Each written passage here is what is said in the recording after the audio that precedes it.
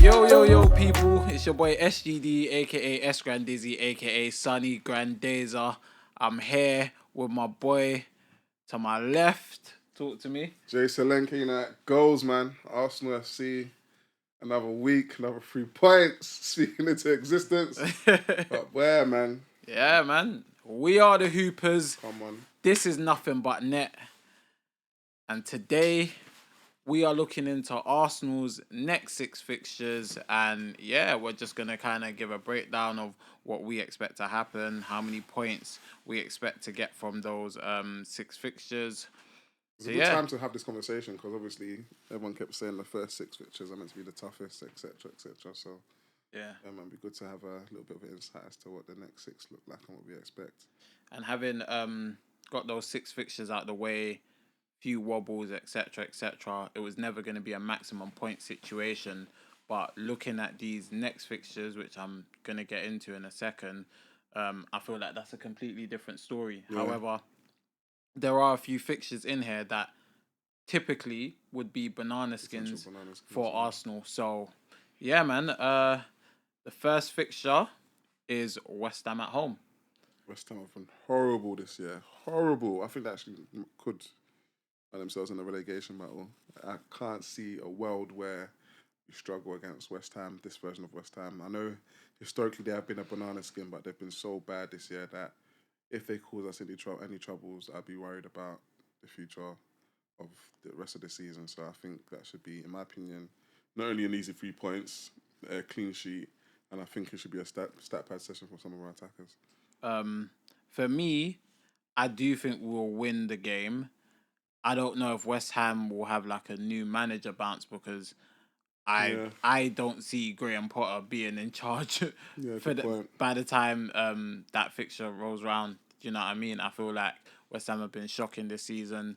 It doesn't look like it's getting any better, and I feel like at some point they're gonna stop the bleeding. Yeah, they're gonna try and stop the bleeding, but hopefully that's after we, inflict more damage. I really hope they sack him after he plays us, because Potter, he's been so stubborn, man. I don't know what it is, but even West Ham, I don't feel sorry for them because there was no reason for them to let Moyes go, especially after he won them the Conference League. So they can hold that one. I'll be real. I'm on the GBG thing as well because I'm pretty sure last season West Ham took points of us at home. So I think last 2 seasons, if I'm not wrong. But it's like I'm on this getting my lick back. You understand what I'm saying? That catch them when they're in a bad spell and just BTA. Yeah, you get what I mean? So big facts. I'm expecting a comfortable win for Arsenal. The following fixture after the West Ham fixture is Fulham away. Craven Cottage. Yeesh. It's one that I expect us to win, but Fulham are finding their feet a little bit now. Yeah. I actually watched their game yesterday. Alex Webby put on a mini masterclass. But defensively, I can't see a world where Bassey or Anderson cause us too many problems, Anthony Robertson, I think he's injured. They've been playing Sessegnon. And he's playing right back for them right now. That's a very good question. I don't know, but obviously Leno's still in goal, so he knows us well. But yeah, I just can't see a world where they cause us too many problems. Going forward, they haven't been the greatest, and I think our defence will just be a bit too much for them.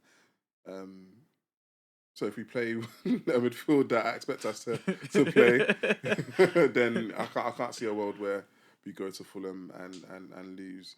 I can see them just getting a dodgy goal, but I can also see us making sure that we get the job done at Craven Cottage. I think the thing about Fulham, I think a lot of teams have made wholesale changes. When you look at the likes of Everton, their starting lineup, there's a good 4 or 5 players that probably weren't starting for them last year. When you look at Bournemouth, similar thing. Aston Villa, maybe not 4 or 5, but at least 2, 3.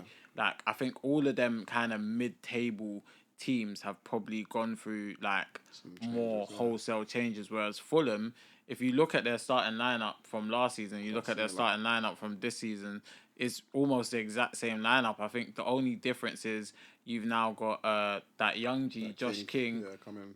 quality Yeah, I like player, him a lot. instead of ESR. But other than that, their starting lineup is relatively the same. And I say that to say that the continuity is the reason why Fulham look the way that they look now. All of these players understand Marco Silva's system. They understand what he wants from them. They understand how he understands how to get the best out of these players individually. And because of that, there you can kind of see an upturn in their form. However, I'm expecting 3 points. Agreed. When I go into these games against the Fulhams, the West Hams, etc., I'm always going to expect 3 points. However, at Craven Cottage, I don't want to speak it into existence, but this has been a banana skin for us for a few seasons now. But again, you signed the likes of Eze, you signed the likes of Madueke, you signed the likes of Gyökeres, etc., to make sure you get over that potential hurdle. So I don't care how we get it done, we better be leaving there with the 3 points. It's a non-negotiable for me. Agreed. Now, as much as we're discussing our Premier League fixtures, between Fulham and our next league fixture, we have Atletico Madrid at home Is that in our the second Champions game? League. If the champs are third, That'll be our third. Okay. Yikes. Wait, didn't they just get slapped up? They did, but again, Liverpool at Anfield. Yeah. It's different beast. It's a different beast. And to be honest, they were 2-0 down after like 10, 15 minutes. They clawed it back to 2-2. Yeah, true. They clawed it back to 2-2. Yeah, I remember my man that's only scored against Liverpool. Hey, do you know what I mean? So, like, if I'm being honest, having watched that game, Liverpool should have never let them get back in that game. Like, Liverpool could have really moved to them. Yeah. However, they didn't. We can only speak on what happened. And for long periods of time, it looked like Atletico Madrid were leaving Merseyside with something until Van Dijk's late winner. So what are you expecting to see from Arsenal in that game? Considering we went away to Bilbao, another Spanish opposition, and got the result, but it was a bit of a struggle. What are you expecting to see at home? At home versus I would like us to win. It's a weird one. I think the Champions League group stages, and I'm usually a performance guy, but Champions League group stages, I'm not too fussed about. The way it's set up this year, you just need to get your points, because dropping points you can just find yourselves in a playoff that you don't need the games for. So for me, don't lose, try and come out there with a win, but by all means don't lose. And I think that's going to be my mantra for the first 4 to 5 games in the Champions League. We just need to get points on the table. But it's a weird one. I feel like I would rather not rotate too much in that Champions League fixture, and then rest where you need to rest on the weekend, if that makes sense. Yeah. It's a big game at the end of the day. I want our big players to be playing in big games in the Champions League. Yeah, from what I know, and it's been this case for the last couple seasons, Atletico Madrid are not the greatest away from home. Mm-hmm. So I feel like it's a game that we should be able to get 3 points in. However, you also do have to be mindful of the fact that, okay, we've got potential banana skin the weekend before, then we've got Atletico Madrid, and then I'll go into the team that we face after the Atletico Madrid, but it's another potential banana skin. However, again, I speak a lot about the squad, that we've assembled, the squad that we've paid all of this money for. I'm not here for the sad stories, I'll be real. Yeah. I'm not here for the excuses. I'm not here for the context at the end of the day. You have enough options. Saka's fit again. Odegaard's fit again. Saliba's fit again. Yeah. Ben White, Norgard, you name it, they're all fit. Should be back, at the end of the day. So as far as I'm concerned, you go there and you get the 3 points. We're at home. Like, when I look at this season, I want to sit there and say that we didn't lose any games at home. That would be nice. Like, not in the champs, not in the cups, not in the league. I want to win all my home games. Away from home, cool, you can go somewhere and try and get a result, etc., etc. But when you're at home, at your gaff, the carpet, the Emirates, you're going there and you play for a win, especially against a team that ain't great away from home. Atletico Madrid do not travel well. They don't. You can check their away form for the past 2-3 seasons. It's not been great. For me, that's a dub. It's not going to be an easy dub, but if you want to be a team that's able to win Champions Leagues and really compete at the top end, this is a fixture that you win. Yeah. No, you're right. And even like you go back to your point, that even if we do rotate, what does that mean? Rotation shouldn't mean like remember last year where it's like the team's weaker, especially where we spent so much money. I'm expecting a rotation whereby the team is still strong enough to win on the weekend or versus Atletico. Players have shown that they can deputise for certain individuals. Mosquera's shown he can deputise for Saliba. Ben White used to be our starting right back, so he can deputise for Timber. Lewis Skelly used to be our starting left back. He can deputise for Calafiori. Madueke can deputise for Saka. Everyone that's capable of playing on that left, it's a Royal Rumble right now because no one's really stamped their name on that left-hand side. So whether it's Eze, Martinelli, Trossard, or even Noni off the left, it's like any one of those four can start, and it shouldn't be howlers. You understand what I mean? So I don't think rotation automatically means we've put out a weaker lineup because I think we're past that stage. Yeah. With all the money we've spent and the quality in our team, I think rotation is just, okay, this person's playing today and this other person isn't. It's as simple as that. Yes, you have... What would be your cup lineup, by the way? Oh, my cup lineup? Yeah. As in like Carabao Cup or Champions League? Champs and FA Cups. I think it depends on the opposition. Like, for example, the lineup I would put out for a FA Cup third round against Chelsea isn't the lineup I'll put up for a FA Cup third round against Coventry. You get what I mean? It's dependent on the opposition. That we have certain Champions League games that maybe you can make wholesale changes, especially at home. You can make 6 or 7 changes, and then you've got certain Champions League games, the Atletico Madrids, the Bayern Munichs, the Inter Milans. You're not gonna make wholesale changes. You'll make 2-3 changes at best. Yeah. You want as close to your strongest lineup available for those fixtures. So that's a fair response. Yeah, like, I feel like, again, as I said, like whatever lineup we put out should be strong enough. Do you know what I mean? But they're not a pushover. They're not just gonna roll over and give us the win. You're gonna have to work for it. You're gonna have to earn it. You might need to look to your bench. It might be one of them games where, how we saw it Bilbao away. Yeah. It might be a sub that wins you the game. But again, you spent the money to have those kind of options. Exactly that. It's a good headache to have as a manager. You get me? So the Champions League game midweek is between Fulham and this next fixture, Palace at home. They're undefeated in the Premier now. Yeah. Like they're quietly getting it done in the Prem even after losing. Well, at the time of recording, they're undefeated. Well, you lot might see this and be like, "What are you talking about? Palace just lost this weekend." Who knows? High key. But yeah, they're having a quietly good season in the Prem. Even after losing Eze, done everything they can to keep their hands on Guehi, who has been phenomenal so far this season. And I say all of those things to also say. Sar's injured as well, actually. I forgot about that. Yeah. I say all of those things to say that I'm expecting them to give Eze a homecoming, man. I'm expecting Eze to start that game and absolutely pull strings and remind them of the man that he was. Score one, not celebrate as well. I don't think I really care about how well they've been. Like, you're about to play one of the more serious teams in the league, and we should be coming away with from that game with 3 points. Yeah, for me, I think Palace are the epitome of what good management and good coaching looks like. Yeah. I feel like for you to be able to lose your star player and it doesn't really seem like it's made the biggest difference for them in regards to how they've managed to go about their business. What I will say, though, is I think once that Thursday, Sunday kicks in, I do think it's going to be a bit of a struggle for them. So, with that being said, I do think that's a good it's a game that will win.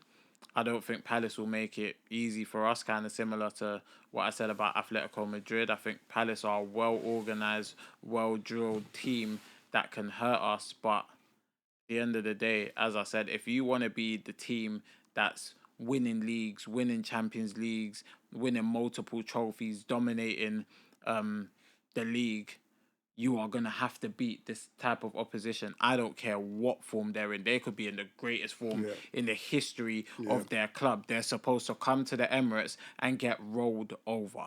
Yeah, facts. You understand what I mean? If they don't want to give you the 3 points, you take those 3 points. Yeah, facts. It's as simple as that. You know what I mean? Like, we've got the squad for it. We've got the personnel for it. Maybe they have a better manager than ours. That's, up for discussion. It's up for discussion. But at the end of the day, I definitely think the individuals that we have in our team should be able to get us over the line, and Eze being one of them. Like, for me, if I'm Eze, as much as, like, bro, man, got love for you lot at Palace. Like, you know what I mean? You lot are the reason why I'm here right now. You lot didn't stand in the way of my move or make things difficult and that. I still have to dunk on you lot, man. This is the club of my heart, bro. Facts, bro. This is my heart. So, BTA, bro. Facts. You understand what I mean? Facts. You're going to take out your favorite belt. You understand what I mean?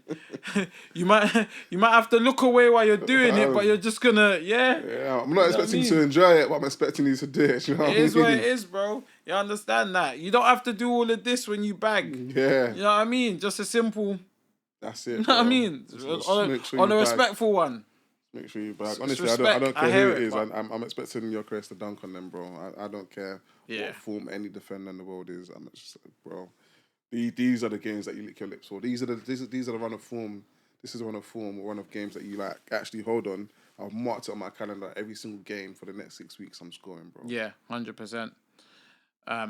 Talking about the type of games and the type of teams and the type of fixtures that you'd love if you're a striker. We've got Burnley away after Palace. Burnley are a weird one, man. They're so frustrating. They're either going to lie down and let us score 6 goals, or they're going to frustrate us and it's going to be a 1-0 or 2-0 where the second goal comes late in the 80th minute or something like that. So, I don't know. I don't know. They've got the Anthony guy that's really annoying as well. And he's been scoring a couple goals. We should still win. But I don't think it's going to be a stat pad session. I think teams like Burnley know when to wake up and frustrate big teams. But at the same time, if their players aren't up for it, then it could be a case of us, running riot. So I don't know how to call that one. It's going to go one of two ways. We're either going to run riot or it's going to be a frustrating 2-0, I reckon. I'm not going to lie, yeah. I've watched quite a few Burnley games this season. They're actually kind of good. They're not bad, bro. They've actually impressed me. It's like they've got Lau Foster up front, Jaden, Anthony. That Esteve that plays that. Esteve, yeah. Leslie, I'm not gonna allow butcher your last name, my the boy. Chelsea kid, yeah. Understand? Yeah. You're my dog though. Like, I actually rate you. Silly red against Liverpool. You understand? Could have done with you staying on the pitch. Yeah, especially after what happened with Apple. You get me? You know what I'm saying? But Burnley have a few players I actually like. Kyle Walker, another one. But again, it's like I like you lot, but it's just like, bro, like. Kyle Walker's not trying to see Nelly as well. So. Do you know what it is? Like, some of these teams, as a neutral, when I watch you lot's games, I actually rock with you lot. Yeah. I want you to do well. But you see, when you're in my way, and you're comes to play on my and team, you're in my way of those 3 points, brother, you're getting slapped over, man. I'm sorry, man. You're getting slapped over, bro. Do you understand? So it's like, I don't care which version of Burnley turns up, bro. It could be the version that played against United, could be the version that played against Liverpool, could be the version that plays in a relegation 6-pointer. I don't care, bro. I'm getting my 3 points. You understand what I mean? Just give me my 3 points, bro. Just give me my 3 points. You understand what I mean? Put my 3 points in the bag. You understand? And then I'm going to make my way. Well, I was going to say I'll make my way to Tyneside, but no. The brothers from Wearside are going to make their way to the Emirates. Oh, they're getting slapped, bro. I've been watching these guys. I like them, man, but you don't need to get slaps, bro. I really like your thing. Oh, my days. What? Sorry, I had a howlers, You got someone before that, yeah? No, Sunderland's away. We are going to we are Wearside. going up to them. Oh, damn. Oh, my days. Damn. Shout out production. Damn, we still getting... Oh, damn. That changes one goal. But I still want to slap them guys up, man. Like, The thing is, I really, really like what Sunderland's on right now, but you are a team that's just been promoted. You've got Granit Xhaka thinking that he's the second coming of Xavi. You got Sam and Adingra, who you've dropped now, so I'm pissed at you guys. You lot are getting slapped. I don't care for no Tyneside, West Side. You're getting slapped same way, bro. Sunderland, I've got zero time for. Do you know what this year? I'm sorry, we've got to coin this one, the SGD Derby. And if you lot have been following Nothing But Net since episode 1, you lot will know Sunderland is my team this season, bro. Like, I'm not gonna lie to you, bro. It's just Premier League heritage, Stadium of Light. Sunderland are a team. They were a Premier League team. Like at my childhood, Sunderland were a Premier League team. The Black Cats, my dogs, and I like their transfer business and that. So this is gonna pain me. You understand what I mean? The Burnley one and all of these things, it's like, you lot are cool and that, but these are my dogs, bro. I actually want these man to be safe. Like Isidore, all of these man. Like, bro, do you get what? Like, I be watching Sunderland. I be watching Sunderland. Do you get what I mean? They even got a point with 10 men against Aston Villa. Yeah, I don't know how they got away with that, to be fair. You understand what I'm saying? Stadium of Light ain't no joke. So we're just gonna have to turn the lights off on them, man. There, come on, bro. I'm telling you, what I mean? Ken's getting slapped, man. Bro, see, Declan Rice, I got one job for you, You gotta run rings around Granit. You have to, bro. You have to. And he cannot leave with no change. If Granit leaves with GA, bro, the amount of hoopers that I know that is gonna be like, oh look, Granit Xhaka, President Xhaka, he done this. Nah, bro. See this one? This one is gonna be for Mox. It's going to be for CT. It's going to be for Guaps. Bro. You see the head slap that Granit Xhaka needs to receive when we go to the Stadium of Light. I need all the Granit Xhaka stands to feel that one in their chest, bro. You understand what I'm saying? Facts. You know, I need a Granit Xhaka hooking. Bro. I need him to get hooked. You know when Big Show used to do the big chest slap? That's how I need the man them to... Yeah, you get it, car. I'm not gonna lie, the Granit Xhaka prop since he left the club has been, bro, the revisionism surrounding that guy. Taking that invincible chain off your neck, bro. Very good play. Like I'm not of the belief that Granit Xhaka was terrible for Arsenal. I think he had some man of the match performances in 2 of those FA Cups that we won. Mm-hmm. But at the same time, it's just like, one. I stretched it with 2 first. But it's like, at the end of the day, it's like, you know, times have changed. People move on. Players go elsewhere. He went Leverkusen. Thanks for your services. And he was a big part of how they became invincibles. They won a double that season. You know, brought some glory days to Leverkusen. Shout out him. I think it was fantastic business from Sunderland to get him at their club, and I believe he has a pathway into coaching through Sunderland, having made that transfer. So I think he was thinking about the next stage of his career, but I'm thinking about the next 3 points, my brother, and it's you lot are my dogs. I actually rock with you lot, and after this game where we do what we need to do and we get our 3 points, I hope you lot go on a little, you know what I mean? You lot go on a little winning run, and you get your 40 points nice and early, because I feel like Sunderland will be the one team that guarantees their safety out of the newly promoted teams. But for this fixture, I'm sorry, bro, we gotta just gotta punch that up real quick. You understand what I'm saying? 3 points, keep it moving. Literally. And then the last of that list of 6 fixtures, the big one, the one we wait for every season, well, twice a season, the North London Derby. Away from home. I read somewhere after their Champions League game that their production, pause, sorry. I've had... Oh my days. You know what's mad, yeah? There used to be a football sat right here. That if you have a howlers, you have to take a touch. You know, due to unforeseen circumstances, the football's no longer with us. The cushion is no longer with us. The mugs are no longer with us. I'm the mug today because the North London Derby is defo. You know what? We got to chat to production because someone's losing their job after this. You understand? The misinformation I was given today has really set me up. And, you know, I'm an honest man. I'm going to hold my hands up for my howlers. The North London Derby is definitely at home. But yeah, someone will be receiving their P45 shortly. But yeah, North London derby. What's your thoughts? Home, away, it's the bloody North London derby, man. And there's a lot of people making their debut in the North London derby. And listen, you're gonna hear it. We stand for no nonsense. I've been hearing murmurs around that side of North London about, yeah, we're trying to go for this clean sheet stuff, blah blah blah. Where defense first. I don't care if you're defense first. I don't care if you're midfield first. I don't care if you're on attack first. We are going to grab our 3 points and then run off into the sunset with it, because this is the North London derby.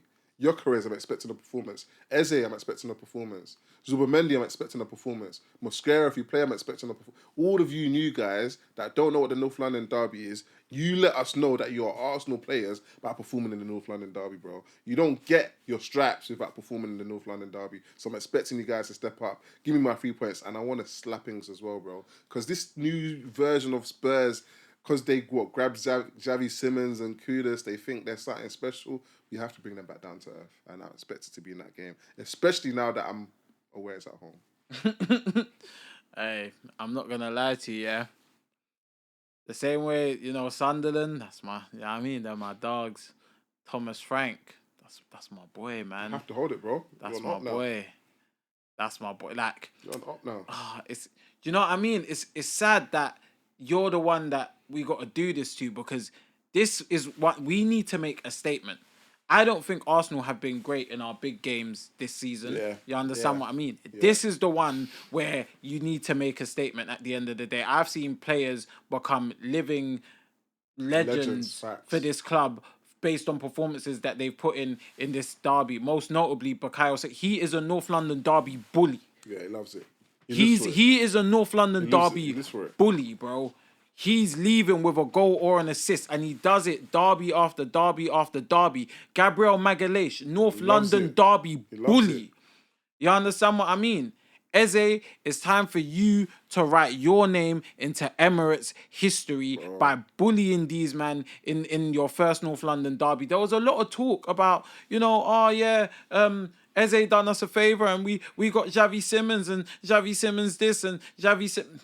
Eze, you know what I mean? Time to shout him out. You know what I'm saying? It's time to show them something. I remember do you remember those days where people used to compare Romero to the likes of Gabriel and the likes of Saliba? Man. Even this new Vicario youth, they were trying to do a little something. He ain't got no clean sheets, no golden gloves to his name. Come on, man. They want to talk about Bergval because he's got blonde hair and blue eyes. Allow me, G. Allow me. And it's mad because, again... How many different strikers are you going to go through, bro? Come on, man. Richarlison's... Oh, my... How can I forget what Richarlison done in pre-season? Nah, bro, we need to move to these lot. I'm not going to lie to you. Like, I'm not even expecting, like, a comfortable win. I want it to be comprehensive. Like 4s and 5s, bro. You understand what I mean? Exactly 4s and 5s. The cheek of these men trying to flex a pre-season win. Yeah, that's what I'm here for. A brother with a meaty blonde trim that does a little chicken dance when he bangs. He gets slapped, bro. Oh, you lot... Richarlison. Richarlison is... Oh, what? Come on, man. Nah, Gabriel, yeah. I need a clean sheet. Bro. I need a clean sheet and a goal from a corner. Bro, I need Richarlison in a headlock. 100%. Between Gabriel, Saliba, Mosquera, I need Richarlison in a headlock, bro. Yeah, nah, 100%, man. 100%. So what? From those 6 fixtures, what is your points expectation? What's your... 18, man. Okay, what's your minimum expectation and what are you willing to accept? I think I'm expecting, based on the teams we're playing, all 18. I think minimum,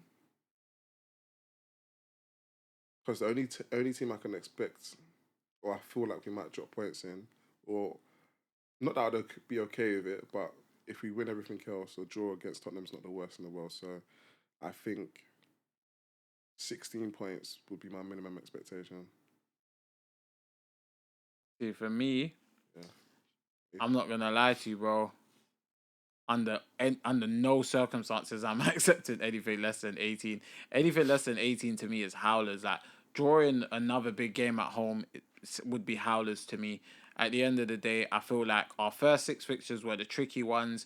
We need to put together a run now. Yeah. You understand what I'm saying? And make up for the drop points. And make up for the drop points. And hopefully the other teams that are in and around the pack that's chasing Liverpool, they also drop points, and hopefully Liverpool themselves drop points. And for me, after these 6 fixtures that will make 12 fixtures played for us, I would then look at the table and see what realistically can we do. Yeah.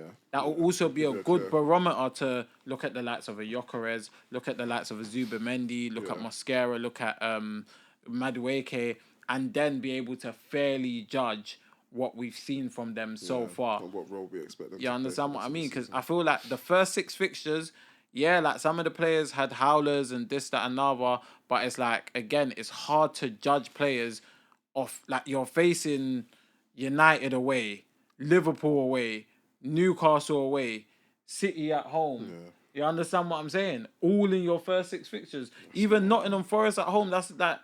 Again, last season, Nottingham Forest were flying. Obviously, people can talk about what they've seen this season, especially since Ange has taken over and all of that stuff. But at the end of the day, Nottingham Forest at home isn't just some easy fixture that you're gonna roll them over. We did, but you understand what I mean? On paper, it's potentially a tough fixture. So you're looking at Forest and City at home, Newcastle United and Liverpool away, like 3 of the toughest away grounds you can go to in a season. Like, I get it. People saw some howlers. People saw some things they didn't like. People also saw a few things that they did like from certain players.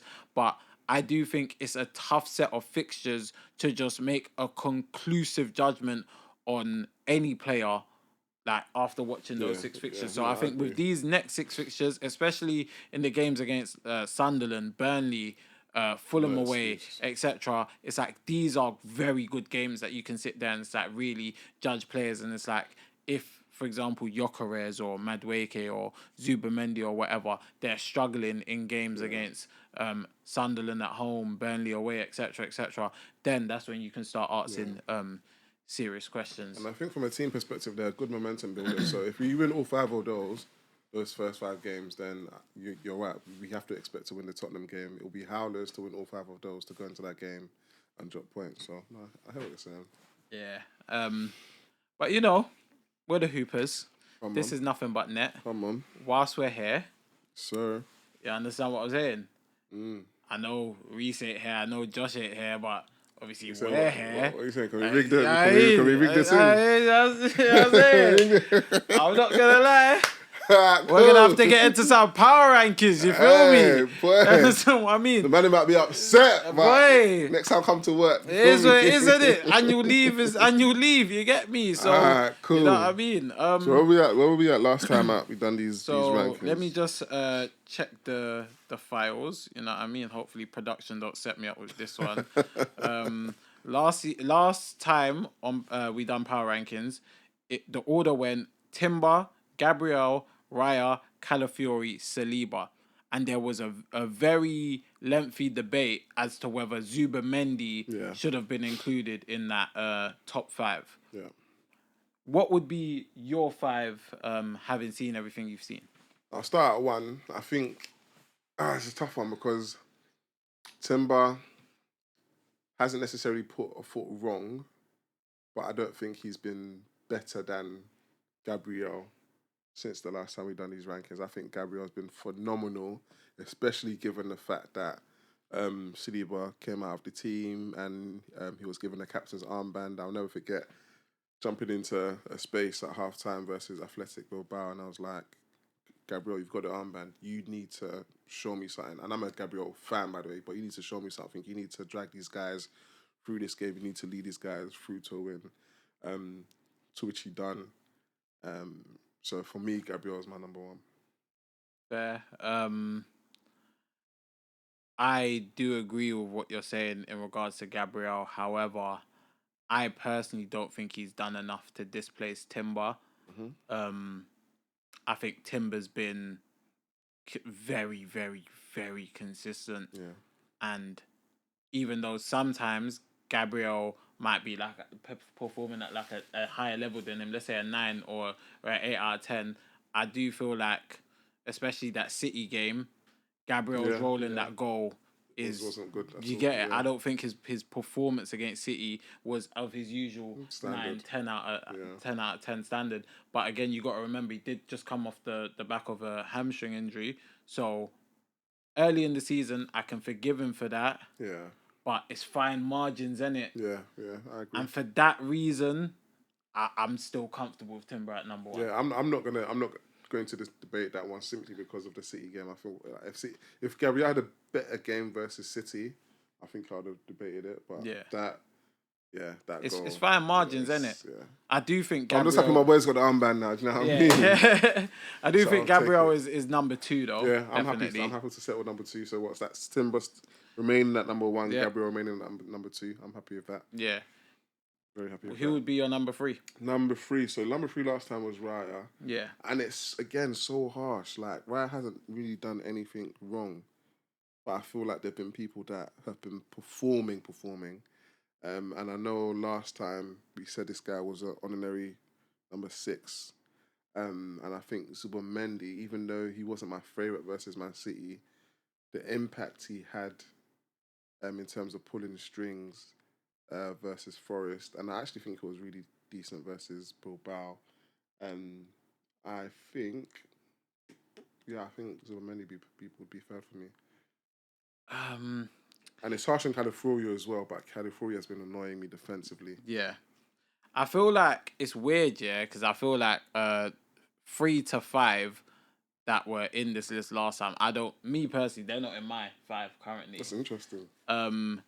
I think my number 3 would be between 2 players, and I think it's between Noni and Zubi, if I'm being real. I think Noni's performances when Saka was out the team were very good, and he made it very easy for us to be able to still perform at a very high level without one of our best players being available. The one thing that I guess goes against Noni, which goes in Zubamendi's favour, is the end product. Yeah, 100%. And I feel like as much as Noni's approach play was very good, the lack of end product is something that, we need to see an improvement on. And I think for that reason, I'm inclined to agree with your Zubamendi shout. Yeah, I think I agree. I think Zubamendi be 3. And I know you're probably thinking Noni for 4. I'm just going to put Raya's name back in the mix. Only because I don't think he's done too much to be... Just out the list completely. Yeah, to be out the list completely. That's fair. So whether 4th or 5th, we can have that discussion. But I don't think he's done too much wrong to be out of the list completely. Kept a clean sheet versus Forest still. Was a world-class free kick versus Liverpool. Yeah, we conceded versus City. We have done more. The Newcastle game was, you know what I mean? Can't really speak on that. It's... So it's a tough one. He's kept Do you know what it is? kept a clean sheet. Do you know what it is? I don't think Raya's done anything wrong. I just don't really feel like he's been called into action to really be required to do anything. Because my 4 and 5, as much as I was debating Noni for 3, I completely forgot a specific person who should definitely be getting a mention. I forgot Mosquera. Oh! Do you get it? So, do you get it? And for me, Mosquera has to make this list, bro. I think Mosquera makes the list, in my opinion, over Noni. Yeah, I can agree with that. I don't think he makes it over Raya, only because of longevity. So Raya has been in this team from the start of the season. Yeah. And I don't think he's done anything to warrant being displaced by Mosquera, who's only played maybe half or 1 or 2 games less than Raya, even though he's been phenomenal. Yeah. And I think Mosquera's impact in the team has been greater than Noni's, for me anyway. I feel like Noni has been really, really, really good. But I feel like, for example, the City game, when Saka was obviously on the bench, people were like, could Saka have started that game? He came off the bench, ended up playing anyways. But a lot of people say Saka, given the opportunities that Noni had, potentially scores. Would do better. Whereas people would have not have been scared if Saliba wasn't playing. Yeah. And Mosquera has given us that confidence to be like, bro, Saliba, if you're trying to get injured again, we're good. So for me, and it's mad harsh on Noni, and maybe it goes back to what we were saying about that currency and that end product. But impact-wise, I think Mosquera has had a greater impact than Noni, but I just can't see a world where Raya comes out the top 5 where he hasn't done anything wrong per se.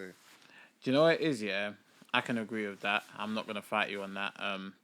I like the idea of having Noni in the top 5 and like just as a reward for like good performances, but I feel like again there's not really much room for sentiment. I feel like Noni's been good. Yeah. Mosquera's been fucking fantastic. Yeah, bruv. that's exactly. Do you understand what I'm saying? So it's like, about Mosquera, you know what I mean? Like he has been like, breath of bro, fresh air, bro. and the maddest thing is that he's even shown me things that I don't actually see from a Saliba. I think his passing range is like he might have. I think he's more like Gabriel than a lot of people. Yeah, think, bro. Remember, I said it on the space. Like I was trying to sit there and think, who does Mosquera remind me of? He's Gabriel. Yeah, but he's like he's a right-footed Gabriel, but it's Gabriel with like a bit of like je ne sais quoi. Yeah. No, I hear it. Oh man, I hear it. Like I think Mosquera, he's 21, he's tall, physical, but he's got the passing range of a flipping midfielder.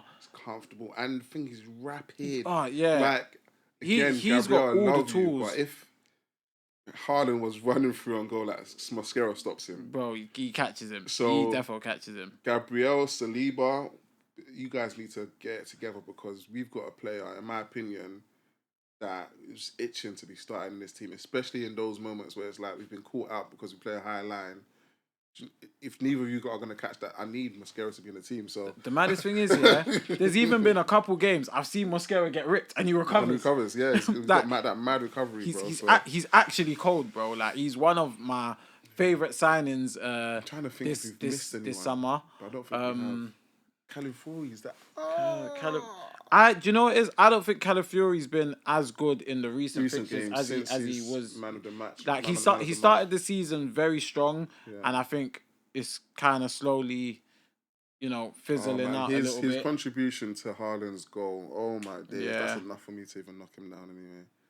Yeah, I'm cool with Raya being 4th and Mascara being 5th though. I'm cool with him. I think Nelly's knocking on that door as well, though. I'm not gonna lie, Nelly's What's happened to Rice, man? Rice is the only other name I can think of that would usually be in this top 5. I don't think he's been great so far this season. I don't think he's been terrible, but I just don't think he's been pulling up trees. I think he's just kind of been getting through. But Rice is the kind of player that warms his way into a season. Like he never really starts seasons on fire, but once it hits like the November to March period where he's like feeling fully fit, he's feeling. Do you know what I mean? Like that's usually when Rice. He needs to set the next international break. Definitely. Because he played back to back 90s last international break. Yeah, I think he needs to set out the next one because.